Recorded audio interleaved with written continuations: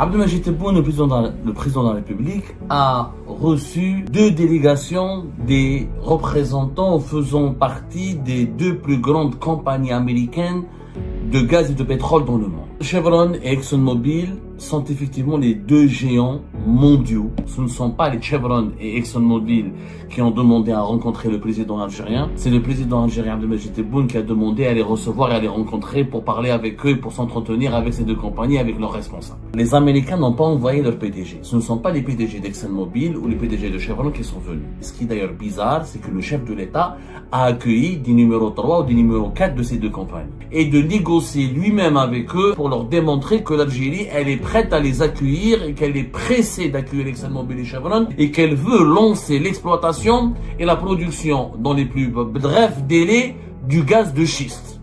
Où Abdelmajid Tebboune a paniqué, il a accéléré, il a voulu s'impliquer en personne et les autorités algériennes n'ont rien vu venir de la part des Américains. Pourquoi? Ça s'est retourné contre les dirigeants algériens puisque ExxonMobil et Chevron ne veulent pas venir en Algérie justement parce qu'ils ont compris qu'il n'y a pas de transparence, que tout se fait dans l'opacité. Abdelmajid Tebboune, le président de la République, a reçu hier et aujourd'hui 2 délégations des représentants faisant partie des 2 plus grandes compagnies américaines de gaz et de pétrole dans le monde. Hier, le 24 juin 2025, Abdelmajid Tebboune a reçu une délégation de la société américaine Chevron. Il a rencontré à sa tête, elle était dirigée, Abdelmajid Tebboune s'est entretenu avec les membres de sa délégation qui a été dirigée par un certain Joe Cook, qui est le vice-président au développement commercial de la société américaine Chevron. Et aujourd'hui, Abdelmajid Tebboune a reçu une délégation de ExxonMobil, l'autre géant américain de l'énergie, la délégation d'ExxonMobil était conduite par John Adriel. John Adriel, qui est vice-président chargé de l'exploration mondiale. Chevron et ExxonMobil sont effectivement les 2 géants mondiaux et pratiquement des symboles de l'économie américaine dans le monde. ExxonMobil, elle pèse son chiffre d'affaires de 3500 milliards de dollars. ExxonMobil, elle est plus riche que toute l'Algérie. C'est-à-dire ExxonMobil, elle est plus riche que le PIB de l'Algérie. Le PIB de l'Algérie, qui est dans le marché informel, etc., est entre 240 et 260 milliards de dollars. L'équivalent, c'est en dinars. Sauf que ExxonMobil, c'est vraiment en dollars, 350 milliards de dollars. Chevron, c'est le numéro 2 aux États-Unis, elle pèse plus de 200 milliards de dollars, son chiffre d'affaires, entre presque 210 milliards de dollars. C'est effectivement 2 grandes compagnies qui mériteraient que l'Algérie leur déroule le tapis rouge, elle s'intéresse à elle et elle leur parle à très haut niveau. Sauf ce qui est bizarre, quand même, c'est que les 2 compagnies ont été reçues l'une après l'autre, en un laps de temps très court. Et bien sûr, la presse algérienne, on a profité pour manipuler l'opinion publique algérienne et pour ne pas dire la vérité sur les raisons et les dessous et les vérités de ces 2 rencontres. La presse algérienne, manipulée par les lobbies du pouvoir algérien, a raconté, voilà, les Américains se bousculent pour venir en Algérie, pour investir en Algérie, pour s'implanter en Algérie. Abdelmajid Tebboune brise les tabous, il bouscule les protocoles, il rencontre les compagnies pétrolières en personne, il y a du changement, il y a des grands projets dans l'air, etc. D'abord, une information importante, et c'est la vérité que je vous raconte, nous avons confirmé ça au cours de nos investigations. Ce ne sont pas les Chevron et ExxonMobil qui ont demandé à rencontrer le président algérien. C'est le président algérien Abdelmajid Tebboune qui a demandé à les recevoir et à les rencontrer pour parler avec eux et pour s'entretenir avec ces 2 compagnies, avec leurs responsables. Ce ne sont pas les Américains qui étaient demandeurs. Il faut être logique. À un moment donné, quand on veut manipuler les Algériennes et les Algériens, celles et ceux qui veulent les manipuler, ces manipulateurs doivent savoir qu'il y a Internet, qu'il y a l'intelligence artificielle, qu'il y a les médias libres, qu'il y a les réseaux sociaux. On peut vérifier l'information. Comment une compagnie qui met ExxonMobil, qui est plus riche que l'Algérie, va se bousculer pour venir en Algérie? Chevron, elle est aussi riche que l'Algérie. Les 2 compagnies, si on va fusionner leur chiffre d'affaires, il faudra peut-être 5-6 ans, 50 ans pour atteindre les mêmes revenus, pour que l'Algérie puisse créer autant de richesses que ces deux compagnies-là. Ces deux compagnies pèsent à elles seules plus de 500 milliards de dollars. C'est pratiquement les PIB de tous les pays maghrébins. Quand on fusionne le PIB de l'Algérie, du Maroc, de la Libye, de la Tunisie, mais il y a 500 milliards de dollars. Et que les Américains vont se bousculer pour venir en Algérie, ça n'a rien à voir avec se bousculer ou ne pas se bousculer. Qu'est-ce qui s'est passé? D'abord, ExxonMobil, il ne s'appelle pas John Adriel, comme le dit la presse algérienne, c'est John Ardil. Les Américains n'ont pas envoyé leur PDG. Ce ne sont pas les PDG d'ExxonMobil ou les PDG de Chevron qui sont venus. Ce qui est d'ailleurs bizarre, c'est que le chef de l'État a accueilli des numéros 3 ou des numéros 4 de ces deux compagnies. John Ardil, il est vice-président en charge de l'exploration mondiale. Et il supervise tout ce qui est recherche, prospection, tout ce qui est nouveaux gisements pétroliers et gaziers sur lesquels est en train de travailler ExxonMobil. Il travaille avec des équipes à Houston, au Texas, à Londres, à Dubaï, à Singapour. Il est le responsable du chapitre du volet de la coopération internationale. C'est le représentant du département, c'est quelque part le directeur du département coopération internationale d'ExxonMobil. Mais il n'a pas le rang de PDG. Donc, pourquoi Tebboune accueille quelqu'un qui n'est pas PDG? C'est très rare. C'est vrai que ExxonMobil, le PDG d'ExxonMobil, il est plus important qu'un chef d'État. Le PDG d'ExxonMobil, il pèse 350 milliards de dollars. Il est plus riche que l'Algérie. Que Tebboune rencontre le PDG ou reçoit le PDG d'ExxonMobil, j'aurais pu le comprendre. Mais ça, c'est le numéro 3 ou numéro, même pas 3, mais numéro 4 ou numéro 5. C'est d'un département de coopération internationale. À la limite que le ministre de l'énergie le rencontre, que le PDG de son Sonatra, que le Premier ministre, le Premier ministre, mais le président de la République, non, le chef de l'État, un chef d'État n'est pas n'importe quoi. Un chef d'État, c'est le symbole d'un pays. Un chef d'État ne peut pas parler avec n'importe qui. Un DJ, un numéro 4 d'une compagnie étrangère, un journaliste, n'importe quel journaliste, mais il le président. Le président, c'est un protocole, c'est des us, c'est des coutumes, c'est un agenda, et il faut respecter le rang du président. Moi, je n'ai pas compris pourquoi Tebboune a voulu le rencontrer. Mais vous allez comprendre pourquoi. Au départ, j'ai pas compris, mais après, j'ai compris. Mais normalement, le Premier ministre ou le ministre de l'Énergie aurait suffi pour parler à ces compagnies-là. Bouteflika, jamais numéro 5 d'une compagnie étrangère aurait pu rencontrer Bouteflika. Pour Chevron, c'est la même chose. C'est comme John Ardil à ExxonMobil, Joe Cook, c'est le directeur du département de coopération internationale. Il s'occupe de la coopération internationale. Effectivement, il est chargé du département commercial. Il s'occupe, selon nos informations, alors le développement commercial au sein de Chevron Corporation, mais sa principale tâche est de gérer la stratégie de développement commercial et de négociation internationale de l'entreprise. Il gère la direction des négociations internationales de l'entreprise. La même chose, c'est pas numéro 1, c'est numéro 2, même pas numéro 3 de la compagnie Chevron. Donc, les deux des dirigeants subalternes rencontrent un chef d'État d'un pays important comme l'Algérie. Pourquoi? Abdelmajid Tebboune a tenu s'impliquer lui-même. C'est lui qui a demandé à organiser des rendez-vous avec les deux représentants, les dirigeants de Chevron et de ExxonMobil, pour leur parler directement afin de les rassurer et de négocier lui-même avec eux, avec ces deux compagnies, avec elles, pour leur expliquer, pour leur démontrer que l'Algérie, elle est prête à les accueillir et qu'elle est pressée d'accueillir ExxonMobil et Chevron et qu'elle veut lancer l'exploitation et la production dans les plus brefs délais du gaz de schiste. Ou Abdelmajid Tebboune a paniqué, il a accéléré, il a voulu s'impliquer en personne et s'inviter dans le bain des négociations internationales des contrats dans le secteur des hydrocarbures, parce que le 17 juin dernier, l'appel d'offres international lancé par l'Algérie pour l'exploitation ou pour l'exploration de 6 gisements importants dans le sud du pays, dont des gisements de gaz importants, notamment la majorité sont des gisements de gaz, et ces gisements n'ont reçu que 7 offres, que 7 compagnies. Il n'y a que 7 compagnies et 0 compagnie américaine ne s'est présentée pour participer à cet appel d'offres international. 7 compagnies, ils ont fait des propositions pour 5 gisements. Il y a un gisement, il n'a reçu aucune proposition. Le gisement de Grom Zaïd, qui n'est pas loin de Hassim Saoud, qui est dans le même bassin que Hassim Saoud et Hassim bassin d'Oulad Miya, n'a reçu aucun je dis bien, n'a reçu aucune offre, aucune proposition.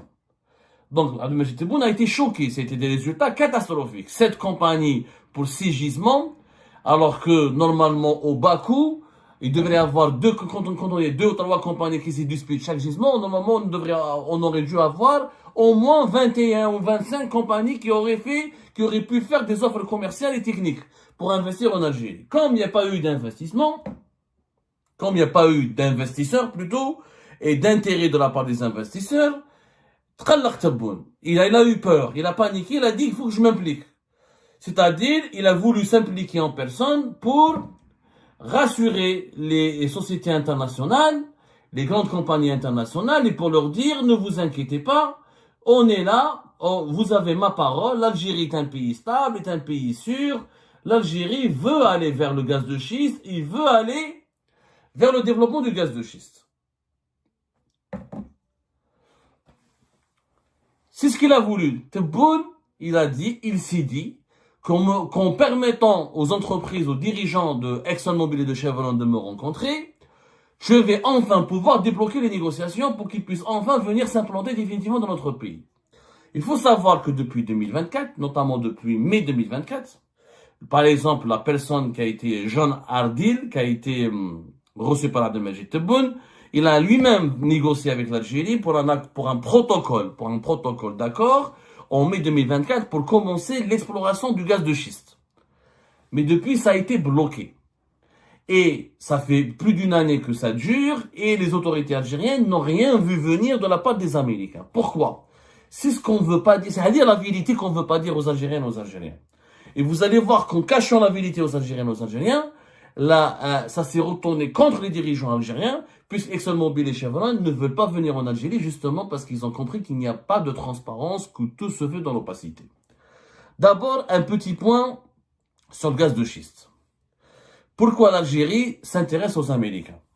Parce que les Américains, ce sont les meilleurs au monde en termes de production de gaz de schiste. Ce sont notamment Chevron et ExxonMobil, c'est les deux compagnies. Et les États-Unis d'Amérique, ils ont innové, ils ont créé des nouvelles technologies qui permettent de maîtriser les coûts et de réduire et de diminuer les dégâts sur l'environnement et de maximaliser la production et l'exploitation du gaz de schiste et de le rentabiliser. Les savoir-faire, l'expertise technologique et la maîtrise des techniques de forage les plus modernes et les plus efficaces du gaz de schiste sont chez les Américains. Les États-Unis d'Amérique, grâce à son savoir-faire, son expertise, à ses technologies, ils sont devenus le premier pays producteur de gaz au monde et le premier pays producteur de pétrole au monde. Ils ont dépassé la Russie et l'Arabie Saoudite dans les deux domaines, pétrole et gaz. Le gaz de schiste, il y en a en Algérie. On fait partie effectivement des 10 pays au monde où on a le plus de gaz de schiste. En termes de réserves récupérables estimées. Ce sont des estimations. On parle, parce que dans les hydrocarbures, il y a deux concepts que vous devez les comprendre. Il y a les réserves prouvées, c'est-à-dire on les a prouvées, on a fait des explorations, on a fait des travaux d'exploration, on a prouvé que ça, c'est, voilà, combien ces réserves, voilà de quel ordre de grandeur elles sont. Et les réserves récupérables estimées, ce sont des estimations. Les réserves estimées devraient être des réserves prouvées avant de commencer n'importe quel projet dans le pétrole et dans le gaz. Donc, en réserve estimée, nous sommes le 3e pays au monde en termes de réserve de gaz de schiste après la Chine et l'Argentine. Ensuite, après l'Algérie, il y a les États-Unis, le Canada, le Mexique, l'Afrique du Sud, la Russie et le Brésil. Donc, on a des grands pays où il y a du gaz de schiste. Donc, il n'y a pas que l'Algérie, il y a la Chine, l'Argentine d'abord, ensuite les États-Unis, le Canada, le Mexique, l'Australie, l'Afrique du Sud, la Russie et le Brésil. Sauf que, le problème de l'Algérie, c'est que le coût de production et d'exploitation de ce gaz de schiste qui est dans le désert algérien, il est extrêmement élevé. Pourquoi il est extrêmement élevé? Parce que le gaz de schiste, pour qu'il soit rentable, il faut qu'il soit situé dans des zones accessibles. Il faut que le puits ou le champ ne soit pas très profond. Il faut qu'il y ait beaucoup d'eau pour pouvoir produire, parce que le gaz de schiste, les techniques d'exploitation et de récupération du gaz de schiste demandent beaucoup d'eau. Il faut qu'il y ait des infrastructures qui sont existantes. Et il faut aussi que ça soit il faut que les réserves soient situées dans des sites qui sont géologiquement pas compliqués pour les forages, pour les travaux d'exploration, d'exploitation. La Chine, par exemple, elle a énormément de gaz de schiste, mais elle n'arrive pas à l'exploiter. Pourquoi? Parce qu'en Chine, malheureusement, les gisements sont situés dans des provinces, ils s'appellent les provinces du Sichuan et de Chongqing. Il y a le manque d'eau, il y a énormément de manque d'eau, et c'est situé dans des montagnes. Donc il faut creuser dans les montagnes, il faut créer des sites de production dans les montagnes. C'est extrêmement. Donc les Chinois, ils ont fait des études. C'est tellement cher que ce sera pas rentable de produire ou d'exploiter les réserves de gaz de schiste. Il faut savoir que l'Algérie, le coût moyen estimé pour la production du gaz de schiste en Algérie, il est plus cher qu'en Chine. En Chine, par exemple, pour un gisement, pour chaque million de BTU, le gaz, il se vend au milliard de mètres cubes, au million de BTU. C'est les deux unités de mesure et pour calculer le poids, si vous voulez, le volume du gaz. Même un milliard de mètres cubes ou le million de BTU. C'est une unité britannique. Au million de BTU, en Chine, par exemple, à cause du terrain montagneux et de la pénurie d'eau et du coût logistique élevé, ça leur coûtera entre 6 à 9 dollars par million de BTU. C'est-à-dire en Chine. Aux États-Unis, grâce aux technologies américaines et grâce à l'accès aux infrastructures développées là-bas et grâce à la nature géologique facile et favorable des gisements de gaz de schiste des États-Unis d'Amérique, le gaz de schiste aux États-Unis d'Amérique, il est moins cher au monde. Il est entre 2 à 4 dollars par million de BTU. Ensuite, le moins cher après les États-Unis d'Amérique, c'est celui du Canada, entre 3 à 6 dollars par million de BTU. L'Algérie, c'est le plus cher au monde. C'est entre 6 à 10 dollars par million de BTU. C'est-à-dire que nous, l'exploitation de notre gaz de schiste sera plus coûteuse et plus chère qu'en Chine, que le gaz de schiste chinois. Pourquoi? Parce que c'est situé dans des zones géologiquement très difficiles, au fin fond du désert, il y a quelques aspects rocheux très compliqués, manque d'infrastructures, et l'Algérie n'a pas les technologies. Il faut des technologies très innovantes. Donc, ça va être très coûteux pour l'Algérie d'exploiter ces réserves ces gisements de gaz de schiste. Il faut savoir que la rentabilité du gisement de gaz de schiste, elle est calculée sur 5 paramètres. Premier paramètre, la géologie. Plus la roche elle est homogène et riche, moins il faut forer pour obtenir du gaz de schiste. C'est pas le cas de l'Algérie. On a les terrains rocheux là où il y a des gaz de schiste n'est pas très homogène. Les gisements algériens sont profonds et l'accès à l'eau est compliqué parce que c'est la nappe albienne. Il faut creuser énormément pour récupérer l'eau du désert algérien pour ensuite l'utiliser pour le gaz de schiste. En plus, si le prix du gaz il est très bas, il est pas cher sur les marchés mondiaux, ça c'est pas rentable. Le gaz de schiste algérien c'est 6 à 10 dollars par million de BTU. Donc le temps de commercialiser, de l'acheminer vers les marchés mondiaux, il va coûter encore plus cher. S'il n'est pas très élevé, le prix du gaz sur les marchés mondiaux, ce sera pas rentable. C'est pas la peine de le faire. Donc, les seuls au monde qui pourront aider l'Algérie à rentabiliser, à trouver les nouvelles technologies, à lui fournir les nouvelles technologies, à l'aider à utiliser à exploiter ces réserves de gisements, ces gisements de gaz de schiste de façon plus efficace, plus réaliste et la moins coûteuse possible, c'est les États-Unis d'Amérique. C'est les deux compagnies américaines, Chevron et ExxonMobil. Sauf que les Américains, depuis, ils sont en négociation avec l'Algérie, bien avant Tebboune. On ne dit pas toutes ces vérités. C'est Abdelmoumen Ould Qaddour, l'ancien PDG de Sonatrach, Bouteflika, qui a eu l'idée, qui a parlé avec Bouteflika, qui a parlé avec Saïd Bouteflika, et Saïd Bouteflika a convaincu Abdelaziz Bouteflika d'accepter de négocier avec les Américains. Pourquoi? Parce que notre capacité de produire du gaz conventionnel, qui est le gaz classique, non, qui n'est pas le gaz de schiste, elle est en train de baisser. Et que d'ici 2030, on ne pourra pas exporter beaucoup de gaz. Et d'ici 2030, on ne pourra pas exporter beaucoup de pétrole. Nos réserves de pétrole et de gaz classique sont en train de s'épuiser. Parce que, depuis les années 50, depuis les années 60, on les exploite. Hassim Mel, Hassim Saoud, Rodounos, Hassim Berkin, etc. Ain Saleh, Tigrin Tourin, en gaz et en pétrole, sont en train de s'épuiser. On produit moins de 900 000 barils, à peine 900 000 barils par jour, ça va baisser. Et on produit toujours, là, notre production de gaz, elle stagne entre 138, moins de 140 milliards de mètres cubes, alors que la consommation nationale augmente.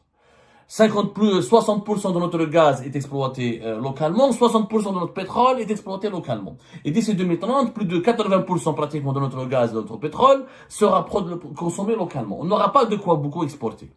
Parce qu'on a besoin, nous, du gaz pour notre électricité, pour nos besoins. On a besoin de notre pétrole pour nos carburants, pour nos besoins. Donc, il faut aller vers le gaz de schiste. Ça, c'est Abdelmoumoun Ouattara. Il faut rendre à César ce qui appartient à César. C'est lui qui a commencé à négocier. Qui ça, la crise politique? Il a été emprisonné en août 2021, extradé, avec les scènes humiliantes à l'aéroport d'Alger depuis les Émirats, etc. Les contacts ont été rompus. À partir de 2022-2023, l'Algérie de Tebboune a essayé, par la direction générale de son attaque, de renouer le dialogue avec ExxonMobil. Ils ont accepté, ExxonMobil et Chevron, en 2024, de venir officiellement en Algérie et de commencer à discuter avec les Algériens. Sauf que les Américains, ils ont signé des protocoles d'accord et, pour l'exploration, parce qu'il n'y a que des estimations sur les réserves de gaz de schiste algérien, il n'y a pas encore d'études sur les réserves prouvées. Il faut terminer les études. Ensuite, les Américains, ils ont posé des conditions. Les Américains, ils ont posé 3 conditions à Tebboune. 3 conditions. Retenez, très important. Les Américains, la stabilité politique. Ils ont exigé, le gouvernement algérien, de faire preuve de transparence et d'honnêteté vis-à-vis de la population. Les Américains, ils ont demandé aux Algériens, aux dirigeants algériens, de préparer leur population à l'idée que l'Algérie a nécessairement besoin de l'industrie du gaz de schiste.